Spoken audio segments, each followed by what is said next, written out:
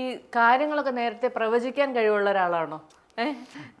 ഞാൻ എന്താ അങ്ങനെ ചോദിച്ചതെന്നറിയാമോ? മെസ്സി കേരളത്തിലേക്ക് വരില്ല എന്ന് നേരത്തെ പ്രവചിച്ചെഴുതിയ ഒരു പോസ്റ്റ് ഞാൻ കണ്ടിരുന്നു.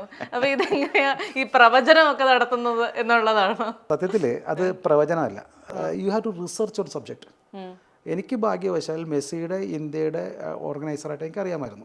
ആ എഗ്രിമെൻ്റ് കോപ്പി എനിക്കറിയാമായിരുന്നു. ഏതൊക്കെ സ്റ്റേറ്റ് ആയിട്ടാണ് ഡിസ്കസ് ചെയ്തത്. In fact I has been discuss with some other state. ഇത് ഡിസ്കഷൻ ഉണ്ടായിരുന്നു. കേരള ഗവൺമെൻറ്റിന് ഡിസ്കഷനേ താല്പര്യം ഉണ്ടായിരുന്നില്ല, ഒരിക്കലും ഉണ്ടായിരുന്നില്ല. അപ്പോൾ ബാക്കി എല്ലാവരും എഗ്രിമെൻറ്റ് സൈൻ ചെയ്തു. എനിക്ക് നന്നായിട്ട് അറിയാം. So I predicted that is not, കാരണം ആകെ 4 സ്ഥലത്തേ വരുള്ളൂ. അപ്പോൾ ഈ പ്രഡിക്ഷൻ നടത്തിയപ്പോഴത്തേക്കും നമുക്കെതിരെ ആക്രമണം ഉണ്ടായിരുന്നോ? ഉണ്ടായിരുന്നോ? അല്ല, മെസ്സി ഫാൻ, ഞാനും ഒരു ഹാർഡ് കോർ മെസ്സി ഫാനാണ്. എനിക്ക് എങ്ങനെയെങ്കിലും ഒന്ന് മെസ്സിയെ കാണണമെന്ന് നല്ല ആഗ്രഹം ഉണ്ടായിരുന്നു. കേരളത്തിൽ വന്നാൽ ഫ്രീ ആയിട്ട് കാണാമല്ലോ എന്നുള്ളൊരു ധാരണയിലും കൂടിയാണ് ഈ ശ്രമമൊക്കെ നടത്തിയത്. പക്ഷെ മെസ്സി വരില്ല എന്ന് പറഞ്ഞപ്പോൾ അതൊരു പൊളിറ്റിക്കൽ തീരുമാനമൊക്കെ ഭാഗമായി.